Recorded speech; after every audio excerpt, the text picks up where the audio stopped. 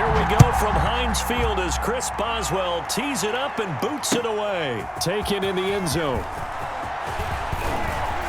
And he'll be stopped right around where he would have been had he gone down to a knee, maybe a yard shy of there at the 24. First and 10 at their own 24-yard line.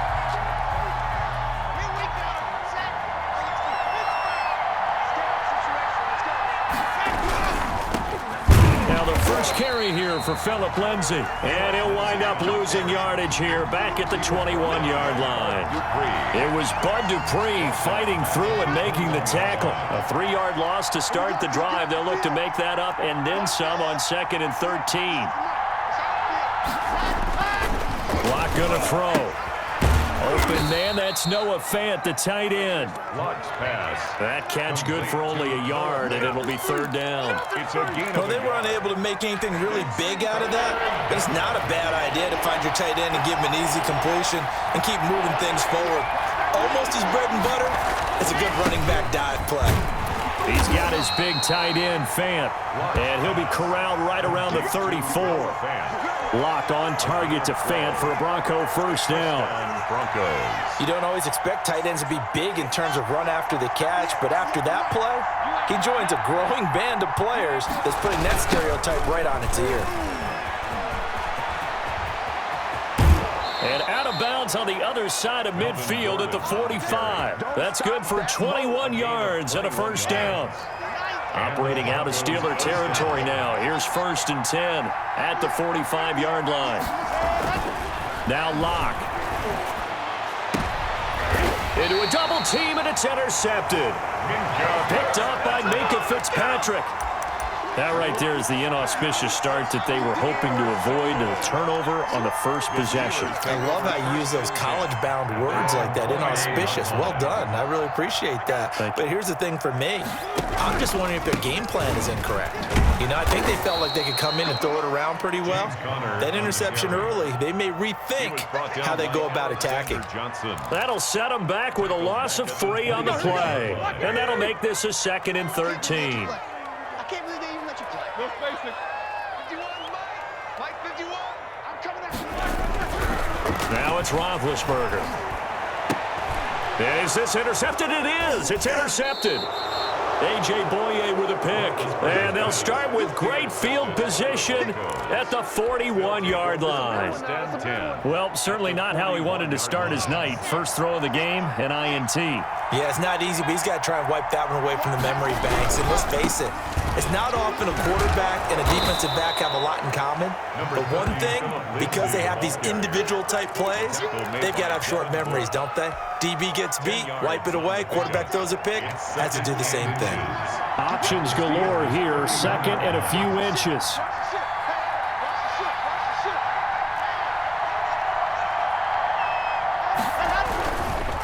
Lock on the give, it's Lindsay. 2nd and inches is oftentimes an invitation for an offense coordinator to take a big shot downfield because he feels like he can come back on 3rd down and pick up the 1st down. But sometimes you just don't want to break tendency. Stay with what you are, stay with who you know, and go get the 1st down. That's exactly what they did. Throwing now is Locke. He'll be dropped at the 25 after a gain of 6.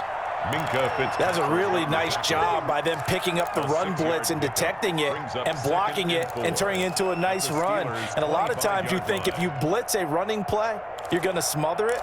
But a lot of the blitzers, they come in a little bit high. They don't have great leverage, and they're easily blocked and turned to the side. From the 25 on 2nd down, Locke, screen pass to Lindsay. And he'll get it down this time to the 17. 9 yards to pick up there, and it's a 1st down. For a second there, I thought that might break big. Screen pass, looked like it was coming together, looked like there was an opening. Still, ended up with a solid game.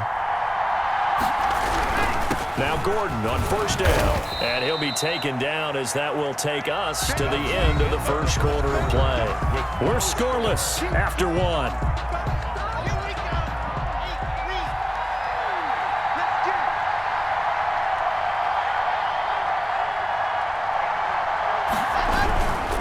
On 2nd down, a run with Lindsay. And he'll fight his way down right around the 12.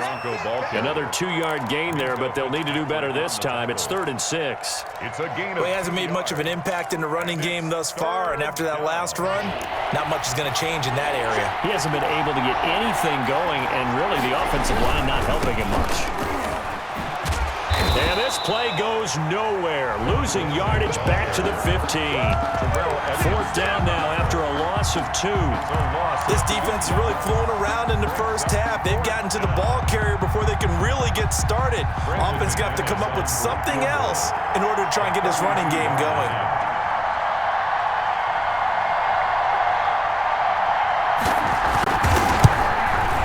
The kick by McManus is good. And the Broncos, the first to grace the scoreboard. It's 3-zip. So still no touchdowns in the first half, but we do have some action on the scoreboard with the field goal. So maybe now the mentality changes in this game, because anytime you can get to the red zone, and if you don't come away with 6 points, you feel like it's a disappointment. In a game like this one, being able to kick field goals means you're right there, and then you're just looking for that big break to take you over the top. The Steeler offense here about ready for their next drive. They threw an interception the first time they had the football, only gave up 3 points off of that, so shouldn't be a difficult hole to overcome. It really shouldn't, as long as they're not listening to the chatter coming from the other side, because when you throw a pick, look, I know defensive backs, they have a tendency to be a little bit loud after they take one away, but they also have a tendency to gamble a little bit more, thinking they'll get a second one. Maybe they can take advantage of that with some double moves. Now a pass that's taken in by Smith-Schuster, and he'll be corralled out across midfield down to the 45. A good gain again. That's now 31 yards combined on those last 2 plays. Back-to-back good plays have them on the move on first down. To throw here, Roethlisberger. Open man, completes it to Smith-Schuster. Now this will leave him a yard short. Nice pickup of 9 yards on first down. It's a gain of 9. Second quarter, 2 minutes remain. 3-0 our score. 36-yard line. We remind you that coming up at halftime, we'll take you to Orlando and Jonathan Coachman. Coach will have highlights and analysis of this first half, one that's featured no touchdowns as of yet on either side. So his job's a little bit easier for this halftime. We need to give the coach some highlights here. Yes, we do. So they'll come up 1st and 10 now from the 33. Play fake to Connor. Now Roethlisberger. Complete to Washington. And he'll go out of bounds inside the 15-yard line. 19 yards there on the catch and run. How about a guy proving his worth in different ways? Had the big play in the run game to play before. This time, they go right back to him in the passing game, and he comes through with yet another big play. That's why you work out so hard in the offseason, so you can stay on the field and accumulate big plays.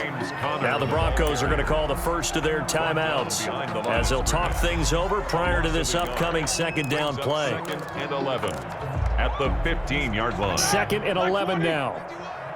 Push him back. Push him back. Hey, Mike 51. From the gun, it's Roethlisberger. Washington's got it. And out of bounds all the way down at the 3. The passing game in rhythm right now for Pittsburgh. There's another first down. That certainly has to feel good. It's not all the time that the play caller should get all the credit. Sometimes I think in the huddle, the quarterback just says, hey, who's going to make a play for me? I just need something right here. And the end result there, nice first down. Drive keeps moving. Now the Broncos going to use the second of their timeouts. So that means they're down to 1 remaining here as we head toward halftime. 2nd down and 3. Here's Roethlisberger. Screen pass to Connor. And he's going to take it in for a Steeler touchdown. From 3 yards out, and the Steelers have taken the lead. Good bounce-back drive right there through the pick on drive number 1. Drive number 2 leads them right down the field into the end zone. Agree totally. Excellent bounce back. Tremendous poise. Confidence never lost. And obviously he transmitted that to his teammates as well. What a really nice drive. So not much time to speak of remaining in this first half as the kick's away. Fielded a couple yards into the end zone. And ultimately, he stopped right where he would have been if he had simply gone down to a knee at the 25.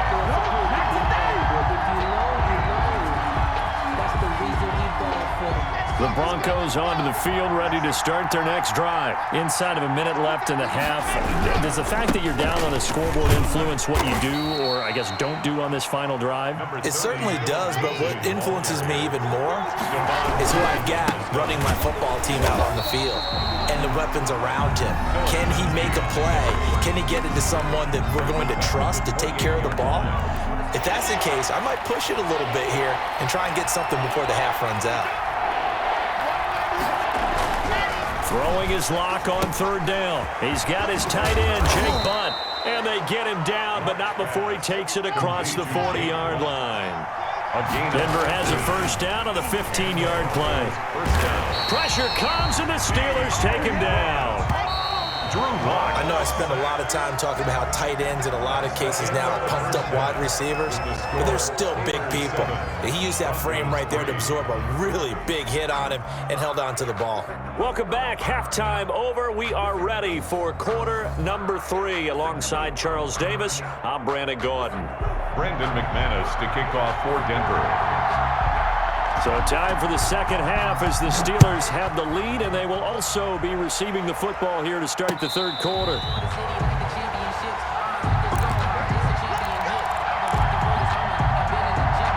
The Pittsburgh offense at the line to start their next drive. They have the lead. Now they'll be looking to extend that lead. And this is where I enjoy talking about one of my favorite subjects, tendency breakers, or counters as I also like to call them. You've done things in a certain way in the first half, and they've had the ability to see what you've done. They're going to make their adjustments. So guess what? You adjust yourself and try and stay ahead of the pace because you are looking for some separation in this ball game. The adjustment to the adjustment. Without a doubt. Show him one thing, hit him with something else. And that one goes incomplete. He's maybe lucky it wasn't a fumble as he got hit as he threw it. Well, you got to think that sooner or later, they're going to hit one of those, but the coverage has been excellent thus far, and it was again on the last play. So back-to-back incompletions, and that has him staring at a 3rd and 10.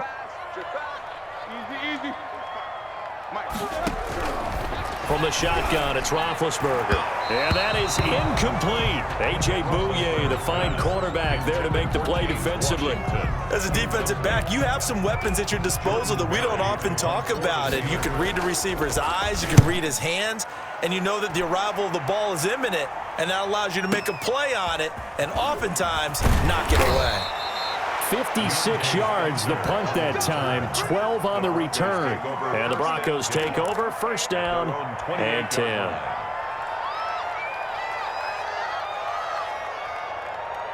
The Broncos onto the field, ready to start their next drive. And with the way this offense has played thus far, to be frank, they got to feel pretty grateful to be in the ball game. I would agree with you totally because they've done all of nothing offensively in this game, yet they still find themselves in a position on this drive where a touchdown can give them the lead. They need to take advantage of it. And they're still looking for that first touchdown here in the third quarter. All they have so far, the field goal.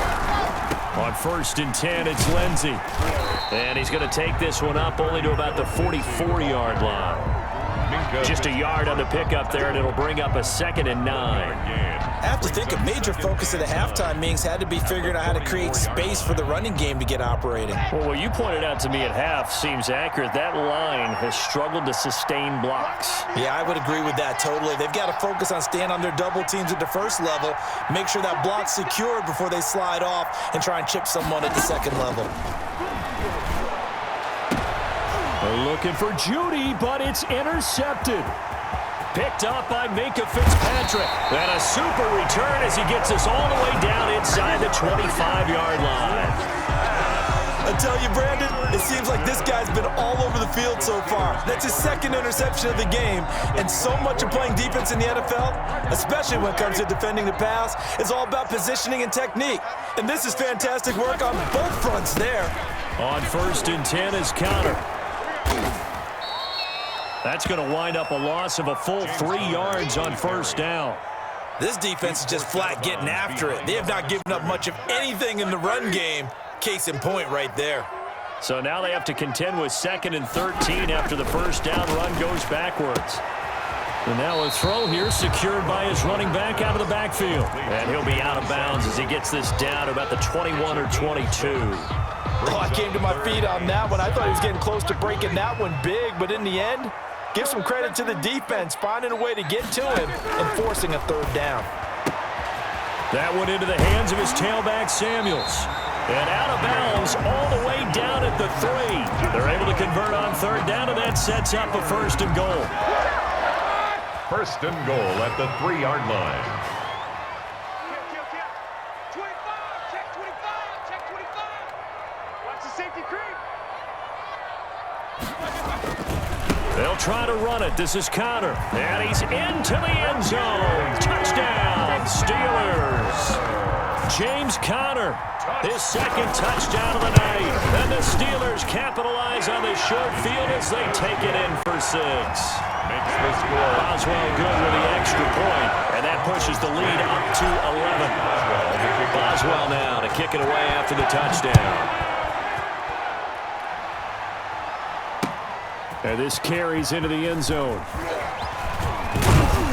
And he'll be brought down at the 28-yard line, so the decision to bring it out of the end zone gets him 3 more. The Broncos take over 1st and 10. The Broncos onto the field, ready to start their next drive. They trail now 14-3, an 11-point deficit as they start things out with a 1st and 10. Trying to shake off the interception from the last drive. He'll look to throw. And he's going to have the hook up to Sutton. And he's going to get a solid gain of 9 before being brought down. 2nd and right at a yard. Brings up 2nd and 1. Looking to throw again on 2nd down. Lock. Another attempt, another incompletion. And when I look at the scoreboard and where we are in this game, it comes to mind that they have to start getting the ball in the hands of their playmakers. Throw it to the guys that maybe can take a short pass and turn it into a long gain or make people miss downfield. They've got to have points. And the guys who can put the ball in the end zone, they're the ones that need to touch the ball. And he slips up past the 45 before being tackled. They only needed 1 yard on 3rd down. They get 10 instead by going to the... And Locke throws another one. It's intercepted. Picked off near the 44. And his guys are going to take over at their own 48-yard line. So that's back-to-back drives where they've thrown an interception. Ordinarily, we look at the offense and say, what's going on with your scheme? Maybe we should look at the defense and just give them a whole lot of credit. They've got them frustrated right now. Big Ben and the Steelers with a 1st and 10, just shy of midfield at the 48. Now the pass finding its way into the hands of Eric Ebron. He'll get this one down near the 20-yard line, just shy of the 20. Getting it to him in space pays off big time. That winds up going for 31. So the big play gets him all the way down to the outskirts of the red zone here for 1st and 10. Now Ben going to give this one to Connor. He's got the 1st down inside the 10, and he's in.